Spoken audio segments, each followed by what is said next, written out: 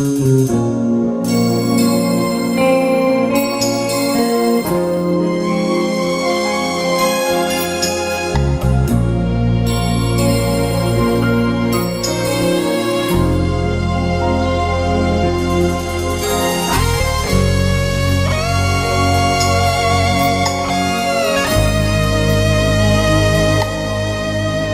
ក្យថាភ្លើងគឺក្តៅពីពិតទៅធម្មតាព្រោះធម្មជាតិតតែងបានចាភ្លើងឆាប់ឆេះរលត់ដែលត្រូវដឹងពេលណាភ្លើងតណ្ហាឆេះមិនរលត់ភ្លើងឆាប់ឆេះក្នុងចិត្តរឿងអតីតផ្លាស់ថ្មីបញ្ចប់រឿងបដូរតួឯងស្រីឯណាពីចរណៃបានស្បត់ស្បាយសំដី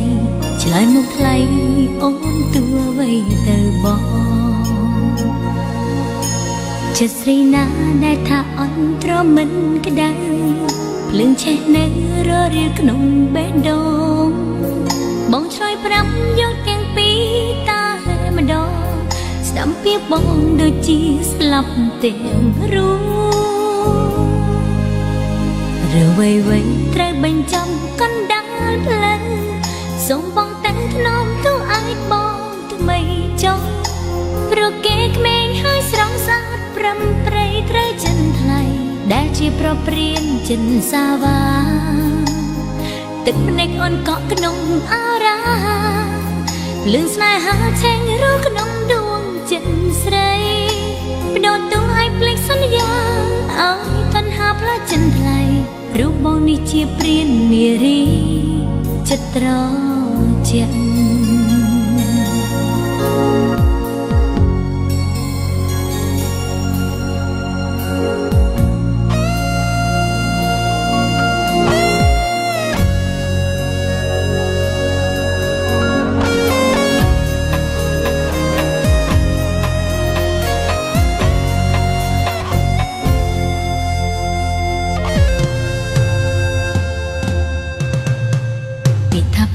គឺក្តៅ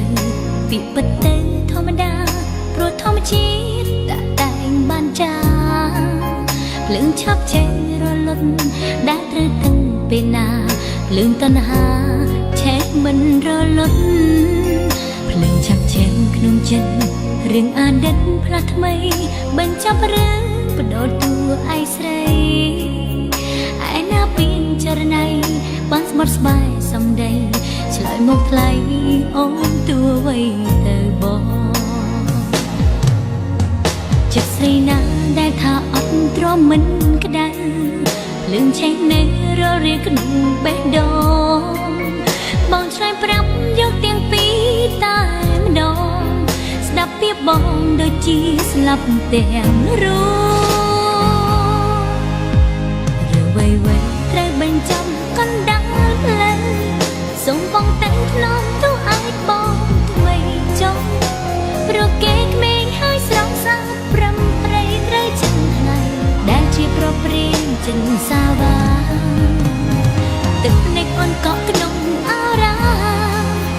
លឿនស្នេហាឆេងរស់ក្នុងដួងចិត្តស្រីបដូរតួឲ្យភ្លេចសន្យាឲ្យតណ្ហាផ្លាស់ចិនថ្លៃរូបបងនេះជាព្រាននារី